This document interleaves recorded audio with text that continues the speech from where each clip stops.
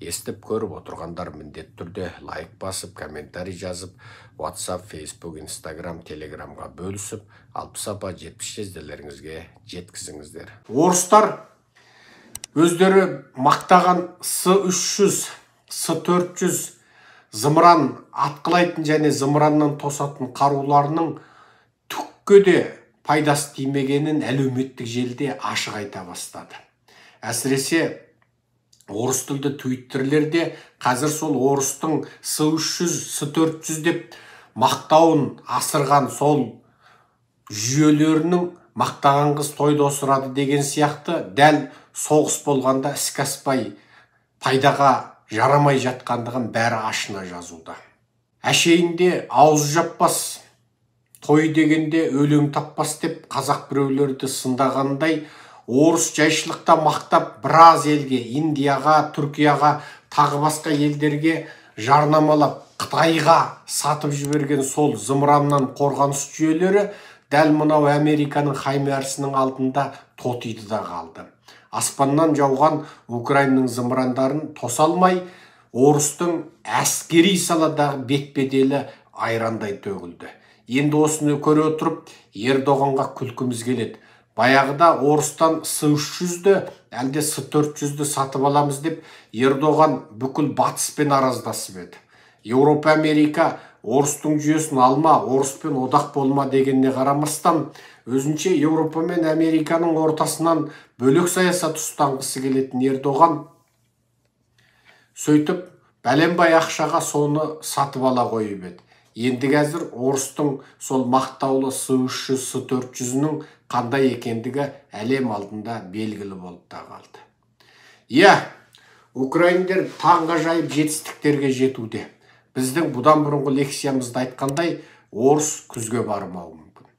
Путин тоңқалаң асқан күні Тоқаевты және оның жағымпаз алаяқ, ұры, суайт, қаншер жүйесіндегілердің барлығын қазақ қуып жүріп түтіп жейтін болады. Сол күнге дайындалайық.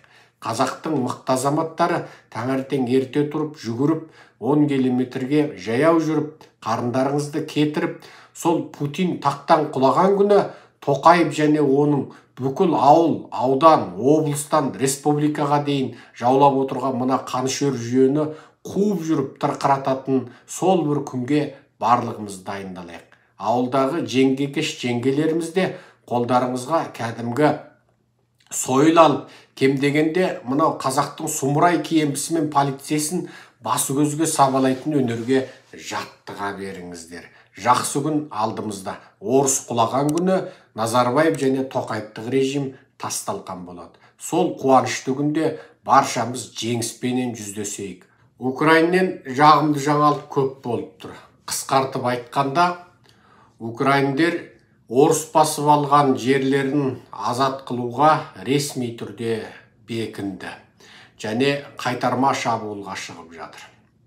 Херсоннан тағы басқа жерлерден жағымды хабарлар үздіксіз келуде.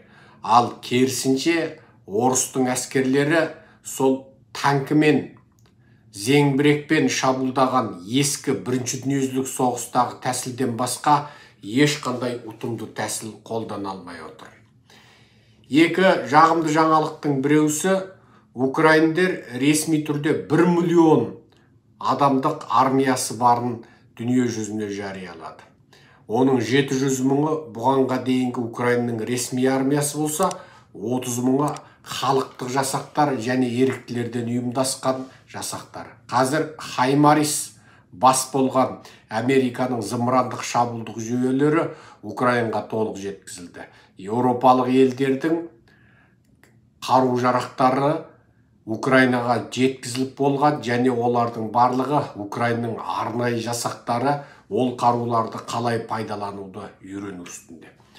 Бар болғаны соңғы бір аптаның ішінде әскери қару-жарақ қоймасынан 11-ін жарып жіберді. Бұның барлығы Хаймаристің септігімен. Ал темір жолы, тас жолы бар, тағы басқа да негізгі мәні мақсаты бар нысандарды қосқанда 20-30 жерді жарып жіберді. Орыстар не істерін білмей, байбалам салып жылағаннан басқа шамадары жоқ. Енді орыстың басшысы Путин біз соғысты әлі бастаған жоқпыз деп бөр арығын білдірмес сыртқа жүнін қампайтар деп доңайбат шеккеннен басқаға бара алмай отыр. Тіпті Лавровтың өзі Украина соғысын біз бастаған жоқпыз деп айды аспаннан бірақ шығарды. Дүниежүзі орыстың өзігім сөзігім дейтін халге барып қалды. Қазіргі кезде орыс халықаралық жағдайда мүлде оқшауланып жалғыз қалды. Айтпақшы, бұғанға дейін өзбек пен қазақ Америка тарапынан Ресейге көмектесіп қойған үшін, немесе санкцияланған заттарды беріп қойған үшін қара тізімгенсе, оған біздің ақ қалпақты қырғыз ағайындарымыз да қосылды. Қазақ пен орыстың ортасында ойын жүріп жатыр. Орыс өзінше қазақтың газ құбырын жауып тастағансып, қазақ аяқ астынан орысқа қарсы бірдеңе саясаттар жүргізгенсіп, сол арқылы Тоқаев пен Путин ымыраласып, іштесіп, батысты Еуропа мен Американы алдамақшы болып жатыр. Тоқаев шынында орысқа қарсы болса, дүние жүзінде ешкім мойындамаған Луганск мен Донецкінің тәуелсіздігін мойындамадым деп еркексінбей-ақ қойсын. Қатынды орыстан алған, орыстан қатын алған бұндай қазақтың бәрі орысшыл болады. Оған дәлел баяғыдағы Ертісбай, осы қазіргі кезде өздеріңіз білетін қатын орыстың бәрі соған куә. Ал Тоқаевтың аяқ астынан өтіріктен орысқа қарсы өтірік саясат жүргізгенінің бір дәлелі соңғы кезде қазақ жеріне 1 миллион, әлде біреулер айтқандай 2 миллион орыстың қаптап келгені. Аспаннан оқ жаумай, жерінен от шықпай жатып, тырым-тырақай айдалаға қашқан орысты қазақ жеріне қаптатып отырған Тоқаевтың бүйрегі орыс десе бүлкілдейтінін бүкіл дүние жүзінің білмей қалу мүмкін емес.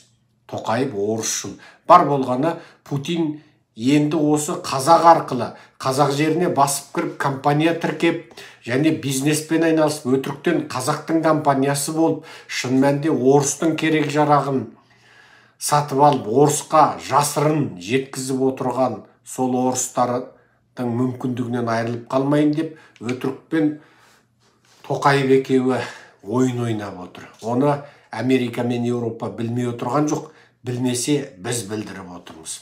Бұл туралы нақтылы дәлел деректерді білетіндер нағыз атажұрт еріктілерінің біз жариялаған телефондарына хабарласып, бізге ашық немесе құпия хабар беруіне болады. Енді бірі Украина ресмилері орыс басып алған жердегі халықтарды, мейлі оның ұлты орыс не Украин болсын, сол өздер тұрып жатқан жерден кетуге хабар таратты. Бала күнімізде көзімізді таңып алып, қараңғыда көзім жоқ, тиіп кетсе сөзім жоқ деп бір ойнайтын ойынымыз болушы еді. Енді орыс басып алған Украин жерлерін азат қыламыз, зымыранның астында қалсаң, бізден көрме деген Украинның бұл сөзі орыс тілінде де, тағы басқа тілдерде де таратылып, халықтың ортасында үлкен дүмпу тудырып отыр. Ал орыстар ол халықтарды ешқайда жібермей, өздеріне еттен жасалған қаңқа қылмақшы. Яғни халықты қалқан қылып Украинге қарсы тұрмақ. Халықаралық соғыста бейуаз азаматтарды соғыста кәдімгідей мәжбүрлеп бір арада ұстап тұру, соғыстың өртіне бейуаз халықты салу, ол заңмен тыйым салынған.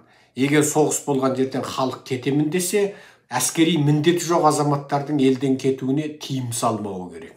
Бұл халықаралық заң, соғыс туралы заң. Ал орыстардың ол халықтарды қалқан қылып ұстап отырғаны өздерінің тағы да бір адамзатқа қарсы айлалары.